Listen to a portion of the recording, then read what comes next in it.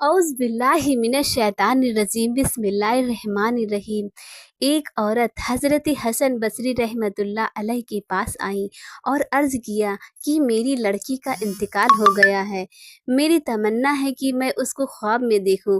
हज़रत हसन बसरी रहमतुल्लाह अलैह ने फरमाया कि ईसा की नमाज़ पढ़कर 4 रिकात नफल नमाज पढ़ और हर रिकात में अलहम्दु शरीफ के बाद अल्हाकुमुत तकासुर पढ़ और उसके बाद लेट जा और सोने तक नबी करीम सल्लल्लाहु अलैहि वसल्लम पर दुरूद पढ़ती रहे।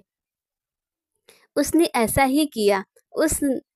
उसने लड़की को ख्वाब में देखा कि निहायत ही सख्त अजाब में है, तारकुल लिबास उस पर है, दोनों हाथ उसके जकड़े हुए हैं और उसके पांव आग के जंजीरों में बंधे हुए हैं।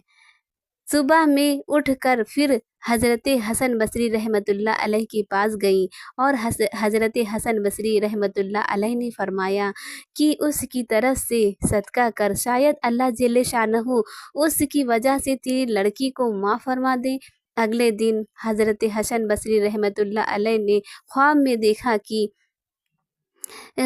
देखा कि जन्नत का एक बाग है और उस बाग में निहायत और उसमें बहुत ऊंचा तख्त है और उस पर बहुत निहायत हसीन और जमील खूबसूरत लड़की बैठी हुई है। उसके सर पर एक नूर का ताज है। वह कहने लगी, हसन, तुमने मुझे नहीं पहचाना? मैंने कहा, नहीं, मैंने तो नहीं पहचाना। कहने लगी, मैं वही लड़की हूँ जिसकी माँ को तुमने दुरूद शरीफ पढ़ने का हुक्म दिया था, यानी ईसा की नमाज के बाद सोने तक।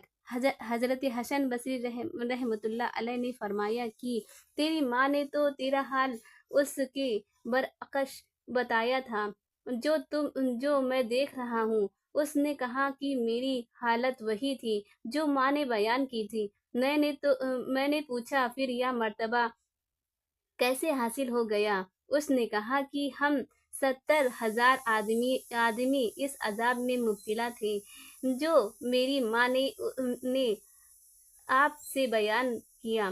सालेहा में से एक बुजुर्ग का गुजर हमारी कब्रिस्तान पर हुआ। उन्होंने एक दुरूद शरीफ पढ़कर उसका सवाब हम